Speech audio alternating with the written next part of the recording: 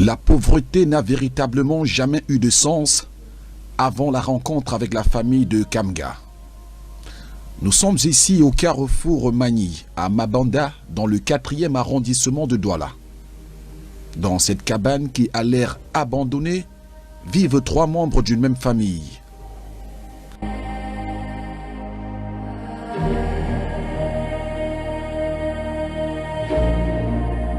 L'intérieur, éclairé par quelques faisceaux de la lumière du jour, dévoile la profonde misère qui sévit au cœur de cette maisonnée. Dans un coin, une étagère improvisée sur laquelle sont entreposés quelques plats et verres.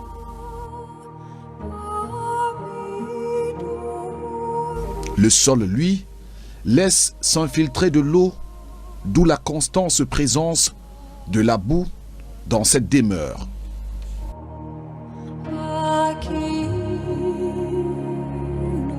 C'est dans ce décor que Madame Tipemi Odette coule sa petite vie de vendeuse ambulante d'aubergines.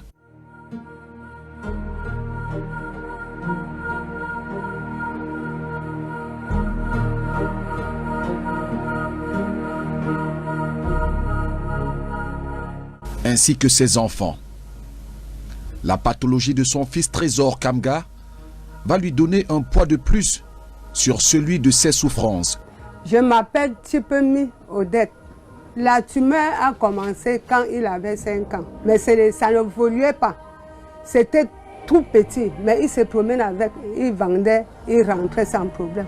C'est cette année-ci que je vois, c'est devenu au moins grandiose. J'ai eu peur. J'ai tellement eu peur. J'ai commencé par l'hôpital de la mission avec l'enfant. On m'a dit de faire l'échographie. Avec mes petits moyens, l'économie que je vendais, sa soeur vendait et moi-même, on est parti faire l'échographie. Arrivé à l'hôpital de la mission, le docteur nous dit d'aller faire que le scanner.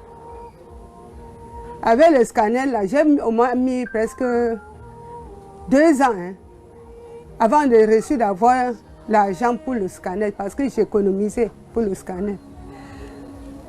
Dans le mois surpassé, c'est une femme qui a vu l'enfant quand elle vendait. Il a vu que c'est trop grandiose et je ne connais pas qui est cette femme. Il a directement amené l'enfant à l'hôpital, fait le 2e scanner. Et je ne sais quel hôpital. Odette, après l'épuisement de ses économies, n'a eu d'autre choix que de tout remettre entre les mains de Dieu. Les membres de sa famille ne lui seront pas d'une grande aide. La veuve va se battre autant bien que mal pour veiller sur sa progéniture. Je ne fais jamais l'église jusqu'à ce que je parle, même à l'heure actuelle. Je prie chez moi et je confie tout au Seigneur. Je ne suis pas partie à l'église, ni chez le marabout. Pourquoi? Je n'ai pas l'argent à aller chez le marabout. Mon argent, aller voir réellement à l'hôpital ce qui ne va pas. J'ai décidé d'aller à l'hôpital et que c'est le docteur et les examens qui va découvrir ce qui ne va pas. C'est mon idée que j'ai pris à moi. En disant que s'il n'est pas chez les charlatans, il ne peut pas découvrir ce qui ne va pas sur le dos de l'enfant. C'est les examens qui peuvent découvrir. C'est pour ça que je ne suis pas allée chez les marabouts ni à l'église. Son père est mort. Il est mort à l'an 2006. Il a 22 ans. Il est né à l'an 2001. Quand son père mourant, il avait 5 ans. Quand il mourait, il avait la bosse petite. C'était pas grandiose. Petit comme ça quand son père mourait. Il est mort à l'an 2006. Et celui-ci,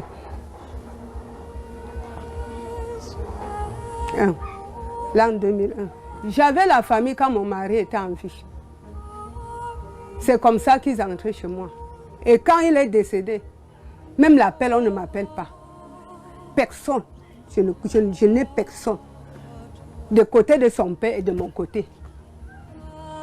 Quand leur père vivait, il était chauffeur grumier, transport Oméga. Il s'appelait Yamjo NS. Quand il vivait, rentrer avec la nourriture, la maison était pleine. J'avais les gens en ce temps-là. Actuellement, je vous jure, je n'ai personne. Je n'ai personne. Si j'avais, il ne pouvait pas me lamenter que je suis comme je suis. Je n'ai personne. Mon mari ne faisait pas la réunion parce qu'il faisait même les 1 mois, 3 mois en brousse. Comme il partait au nord, il jamais à Bangui. Donc il n'a pas fait la réunion. On ne peut même pas vous dire que je connais une communauté Bas-Pointou. Parce que il ne faisait pas une réunion. Pour que je m'amène vers là-bas. Je vais entrer là-bas, ils vont me demander que si vous venez, pourquoi? Je vais raconter que je fais la réunion que je vends quoi, papa? C'est quand tu as moins de moyens que tu peux dire que j'ai de quoi manger, j'ai de quoi garder. C'est pour ça que moi-même, je ne suis pas dans une réunion. Parce que quand je rentre souvent, j'ai souvent 700 francs, devant 500. Souvent, je vends même les archives, je n'ai pas de rentable, je ne gagne même pas souvent, je paie. C'est pour ça que je ne peux même pas réfléchir d'entrer dans une réunion. C'est quand tu as le revenu que tu peux dire que tu peux garder l'autre et manger l'autre. Je n'ai pas de revenu, je ne fais pas de réunion. Pour joindre les deux bouts, rien de plus que le petit commerce. Trésor a d'ailleurs pu s'attirer une notoriété auprès de ses habituels clients. Beaucoup d'entre eux éprouvent de la compassion à son égard. Nous, on vit selon le plateau. Ils vendent, je vends. On met les aubergines sur la tête. Partout, on lui connaît, même devant la mission catholique, ils vendaient les archives, à Bonasama, tous les policiers le connaissent. C'est un vendeur ambulant. On le connaît partout là-bas. Kamga. Il vend, on vend. Ce qu'on trouve, même les archives préparées, là, on vend, on prépare, on met sur la tête, on se promène. C'est pour ça qu'on essaie de boire un peu le tapioca et trouver un peu de comprimés pour lui donner, pour baisser la douleur. Souvent, je paie que les comprimés, même dans les conteneurs, quand ils sont mal. Ils sont que tellement petits. Ouais, mon père, tu portes la charge là pour partir, tu marches comment, ça ne te fait pas mal. Je dis, maman, je supporte. Si je ne marche pas, je vais manger quoi? Ouais, Trésor, pourquoi tu marches avec cette douleur? Maman, je vais faire comment? Si je ne marche pas, voilà ma mère, elle-même n'est pas aussi en santé. Je ne marche pas, on va vivre comment? Voilà ces paroles qui parlent à l'évocation. Madame Tipemi vit dans des conditions de promiscuité effroyables. Sans électricité, elle est obligée de s'y faire. Le seul endroit luxueux de chez elle sont les toilettes dont d'une ONG. Papa, je peux te dire réellement, un cadavre n'a plus peur de ce cœur. J'entre que comme ça, je demande Dieu, garde-moi avec ces orphelins. Parce que si je mets en tête, je peux attraper la VC, peut-être je les jette aussi en route. Je dis seulement Dieu, c'est toi qui as accepté à ce que je vis comme cela, comme si je suis là. Donc j'ai laissé tout ça au Seigneur. Et je vis sans problème. Je ne dis pas aux enfants que ouais, pourquoi on n'a pas de lumière. Laisse seulement dire qu'un jour, Trésor, Dieu va nous sauver. Et je remercie aux hommes de bonne volonté pour cette cabinet. Je n'avais pas de cabinet. Dieu dit que papa, tu vois, voilà le cabinet, tout ce que Dieu fait. Bon, voilà un cabinet qu'on nous a mis.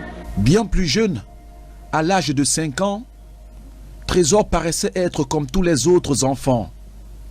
À l'usure du temps, l'anomalie s'est davantage révélée. Une masse de plus de 8 kilos aujourd'hui qui le soumet à des douleurs intenses. Le voisinage témoigne de la détresse que vit cette famille. Moi, j'ai connu Kamga Trésor et sa maman. Quand je venais aussi juste d'arriver, je l'ai vu descendre ici avec les sacs des déchets, des habits, pour rembler ce terrain. Je l'ai appelé, elle a salué, elle a demandé si c'est son terrain, elle m'a dit oui. Je l'ai demandé là où elle habite. Elle est montée en haut, elle m'a montré qu'elle se couchait au sol chez un papa qui a voulu les aider. Et en fin de compte, elle a fait cette petite cabane et habité avec ses 2 enfants.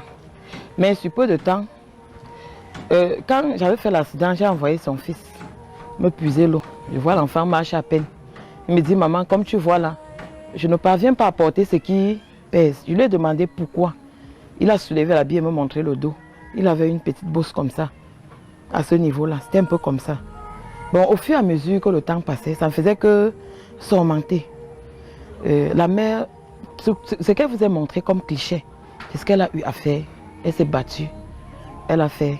Mais pour finir, on ne parvenait pas.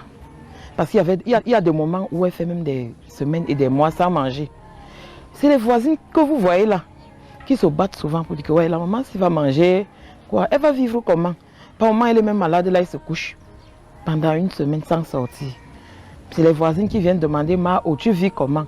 Tu vas manger comment? Les enfants là. Parfois, lui, il partait vendre le njakatou. Il revient me donner ce qu'il a gagné par jour. Les 200, les 300. Et pour le moment, il peut sortir, il fait même encore des mois. C'est comment, Trésor? Je ne parviens pas à me mettre droitement debout. Ça me déforme, ça me tend les nerfs, ça me fait ceci. Chaque fois, on lui trouve couché. Lui, il avait un peu le poids. Pour le moment, c'est comme si le poids là est en train de finir de jour en jour. La bosse que lui porte derrière le dos est en train de lui sucer. Le poids est tout parti. Tout parti. Présentement, il ressemble à un malade grave. Avant là, ça ne se montrait pas comme maintenant. Lorsqu'elle est arrivée ici, avec Trésor et Vanessa, la bosse de Trésor ne se présentait pas trop. C'était petit comme ça. Trésor avait 5 ans. Vanessa avait presque 10 ans, sa première fille. Ils sont arrivés ici, ils ont construit la cabane que vous voyez là. La souffrance a commencé. La souffrance. La marée entrait, puisque la maison n'était pas remblée. C'était remblé qu'avec la boue. Elle a creusé les trous pour rembler la maison. Et la souffrance a commencé. Elle vendait toujours les aubergines avec l'arachide. 4 ans ou 5 ans plus tard, la bourse ne faisait que augmenter. La bourse ne faisait que s'augmenter. Il a demandé que la mère de Trésor, comment la bourse de Kamgassi, tu vois comment ça ne fait que s'évoluer. Il me dit que la mère de Boté, je cherche l'argent pour amener Boté faire Kamga faire l'autographie. Lorsqu'elle a eu l'argent, elle est partie. Premier, elle a fait le scanner, elle a fait l'autographie, elle est arrivée ici, elle est rentrée. Lorsqu'elle est rentrée, elle demande que c'est comment. Elle-même n'arrivait pas à nous expliquer ce qui se passait. C'est là où, 3 ans encore plus tard, ça a encore évolué. Ça ne fait que s'évoluer, ça ne fait que s'évoluer. C'est un jour, elle nous a dit, il y a de cela peut-être 6 mois, qu'elle nous a dit qu'il y a une dame qui a vu Trésor en train de vendre les arachides. Trésor s'est courbé, il a vu la bourse de Trésor. Et la dame a demandé qu'elle devait aider Trésor. Il a mené Trésor. Il avait pris même nos numéros, puisqu'elle n'avait pas de numéro. Elle a pris nos numéros pour donner à la dame. La dame a aidé Trésor, faire les staners. Le deuxième staner fait. Donc il se peut que les moyens ont fait à ce que la femme a dit qu'elle n'a pas les moyens pour les aider. Le montant d'argent qu'on a demandé était élevé. Quand elle est venue, elle nous a dit qu'on a demandé 2 millions. Et la dame là ne pouvait pas, elle. La dame là a fait ce qu'elle pouvait faire, elle est partie. Nous-mêmes, on a dit que vraiment, ici au quartier, même si nous cotisons, ça ne peut pas donner 2 millions. Même si tu vends les aubergines, ça peut pas donner 2 millions. Mais nous voyons souvent Equinox. Regarde, ça va là-bas aussi, tu expliques un peu ton problème.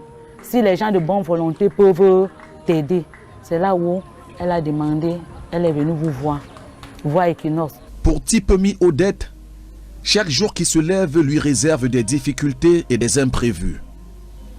Elle et ses enfants ne se découragent pas. Ils espèrent qu'un miracle pourra s'opérer. Offrons-leur ce miracle. Je suis en train de pleurer aux citoyens camerounais. Que ce soit n'importe qui, une femme comme un homme. Nous, on vous demande secours. Que nous sommes fatigués, nous, on ne parvient plus. Et l'état de l'enfant est critique. Que s'il vous plaît, venez en aide. Que ce soit n'importe qui, au pays, dans le monde entier, qui voit Equinox. Je remercie également Equinox. Parce qu'ils ont compris les cris, nos cris, et se lever, se déplacer, entrer dans l'eau, voir notre état, voir l'état de notre fils Kamga Trésor. Pardon, par toutes les prières. Que si quelqu'un pense à aider Kamga Trésor, que le Seigneur lui donne beaucoup, plus que ce qu'il gagne souvent, pour qu'il puisse aider l'enfant. Ça ne va pas. La maman ne mange pas. Lui-même, il ne mange pas. Il ne dort pas. Il passe ses journées à pleurer. Quand je lui ai posé la question, il m'a dit qu'il est orphelin de père. Que son père lui a laissé trop petit. S'il vous plaît. La souffrance que ces gens vivent, la souffrance quand il pleut, ils ne dorment pas dedans. Ils entrent chez les voisins. Ils entrent chez les voisins, restent jusqu'à l'eau sort de la maison. Vraiment, si vous savez comment une femme est en détresse, une femme qui est dans les problèmes, cette femme-là est dans les problèmes, pardon, aidez-la. Aidez-la. Nous pleurons comme ça dans tout le monde entier. Que aider cette femme-ci, qu'elle soit dans la souffrance qu'elle est dedans. Elle est dépassée, on l'a abandonnée, sa famille l'a abandonnée, la famille de son mari l'a abandonnée, elle vit seule comme tu vois avec ses 2 enfants. Pardon, je supplie les gens de bonne volonté de pencher l'œil. Pardon. Je n'ai rien, voilà tout. J'habite dans une maison sans lumière et tous les carabots sont pourris, l'eau ne me laisse pas dedans. S'il vous plaît, mes citoyens camerounais, pardon, aidez-moi sur Kamga Trésor. Je n'ai personne, ni de côté de Moutselep, ni de mon côté. Je ne sais pas pourquoi.